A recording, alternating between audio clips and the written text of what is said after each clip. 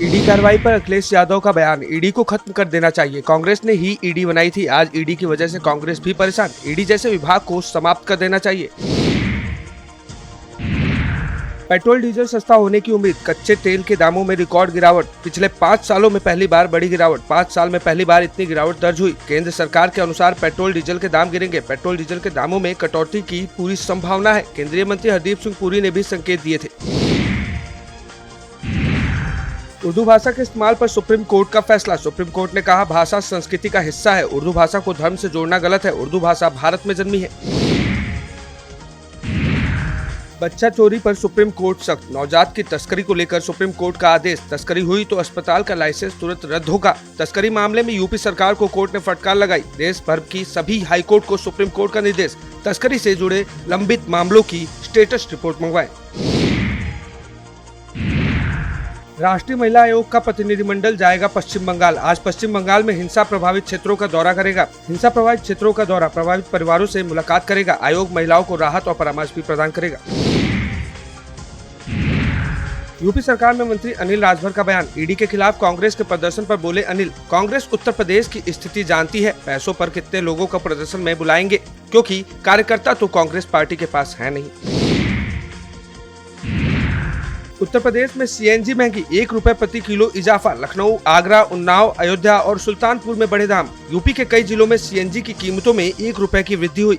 लखनऊ और आगरा में सीएनजी का नया रेट 97.75 रुपए किलो। उन्नाव, अयोध्या और सुल्तानपुर में नई कीमत 95 रुपए किलो। इससे पहले सीएनजी की कीमत 94 रुपए प्रति किलो थी। नेशनल हेराल्ड मनी लॉन्ड्रिंग मामले में चार्जशीट दाखिल, लखनऊ के विश्वेश्वर नाथ रोड पर commercial property attach. National Herald case से जुड़ा कॉमर्शियल कॉम्प्लेक्स अटैच। अब यह पूरा परिसर खंडहर में तब्दील हो चुका है। इस प्रॉपर्टी की कीमत 64 करोड़ 23 लाख रुपए बताई गई है। माध्यमिक शिक्षा विभाग की तरफ से अलर्ट जारी, बच्चों के अभिभावक साइबर फ्रॉड से रहे सतर्क। विभाग ने कहा किसी के प्रलोभन में न आए, छात्र छात्राओं के अंक बढ़ाने का झांसा देते हैं साइबर फ्रॉड। ऐसे फोन आने पर जनपद के जिला विद्यालय निरीक्षक को बताएं। शाहजहांपुर में कृषि विभाग के अफसर किसानों को लूट रहे हैं। एमएलए और बाबू बायो फर्टिलाइजर पेस्टिसाइड्स बेचते हैं। कृषि विभाग का बाबू पंकज सिंह अकूत संपत्ति का मालिक, भाजपा एमएलए की पत्नी के नाम पर फर्म बनाकर खेल किया। यूपी में किसानों को लूट रहे कृषि विभाग के अधिकारी। हिंसा मामले में बयान दर्ज कराएंगे सपा सांसद, संभल पुलिस के सभी आरोपों को बताया निराधार। बोले हिंसा वाले दिन मैं संभल में था ही नहीं, मेरी किसी भी तरह की वॉइस रिकॉर्डिंग भी नहीं है। गलत फंसाया जा रहा है, मुझे न्यायिक प्रक्रिया पर भरोसा, मैं अपने बातें न्यायिक आयोग के सामने रखूंगा। संभल हिंसा के मुझ पर साजिश के आरोप सरासर गलत। योगी सरकार के प्रयासों से बदल रही किसानों की जिंदगी, सरकार के प्रयासों से बदल रही गन्ना किसानों की जिंदगी। विपक्षी सरकारों में गन्ना किसानों की हालत खस्ता थी। 65 लाख पंजीकृत, 65.5 लाख आपूर्तिकर्ता गन्ना किसानों को लाभ। 2016-17 के सापेक्ष गन्ना क्षेत्रफल में हुई 43% की वृद्धि, उत्पादकता में 16%, उत्पादन में 68% की हुई वृद्धि। भाजपा प्रवक्ता राकेश त्रिपाठी का बयान, सीएम ममता बनर्जी के बयान पर साधा निशाना। दंगइयों पर बरस रही ममता बनर्जी की ममता, दंगइयों पर कठोरता के बयान ममता को नागवार गुजर रहे। योगी मॉडल का पालन करती तो बंगाल में दंगे नियंत्रित होते। 19 अप्रैल से भाजपा शुरू करेगी वक्फ जागरूकता अभियान, मुस्लिमों को कानून के फायदे बताएगी बीजेपी अल्पसंख्यक मोर्चा। पार्टी पदाधिकारी मुसलमानों को इसके फायदे बताएंगे। अभियान संचालन के लिए 4 सदस्यीय कमेटी का किया गठन। बासित अली, त्र्यंबक त्रिपाठी, शिवभूषण सिंह कमेटी में शामिल। कांग्रेस सांसद प्रमोद तिवारी ने की प्रेस कॉन्फ्रेंस, लखनऊ स्थित अपने आवास पर प्रेस वार्ता की। बोले कल ईडी ने चार्जशीट दाखिल की, यह ऐसा है कि उल्टा चोर कोतवाल को डांटे। 1942 में अंग्रेजों भारत छोड़ो का नारा कांग्रेस ने दिया था। यंग इंडिया ने एजेएल को टेक ओवर कर लिया, यह झूठ है। यह आरोप गांधी परिवार पर लगाया जा रहा है। भारत सरकार की पॉलिसी के अनुसार यंग इंडिया बना था।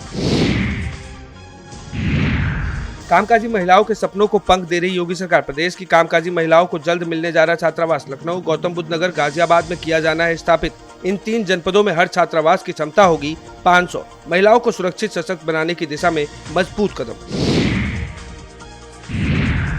सभी जिलों में खुलेंगे प्रदूषण नियंत्रण बोर्ड के कार्यालय, मंडल स्तर पर होंगे क्षेत्रीय कार्यालय। उत्तर प्रदेश प्रदूषण नियंत्रण बोर्ड में रिफॉर्म पर जोर। सीएम ने कहा, नए दौर की पर्यावरणीय चुनौतियों से निपटने को सक्षम बने बोर्ड। यूपी पीसीबी में रिक्त पदों को तेजी से भरने जरूरी, नियमानुसार बोर्ड स्तर से हो कार्रवाई।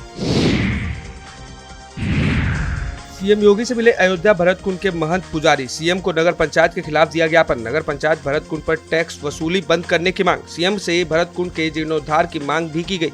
एक हफ्ते बाद साधु संतों का दूसरा दल सीएम से मिलेगा। सीएम योगी ने कार्रवाई करने और खुद भरत कुंड आने की बात की।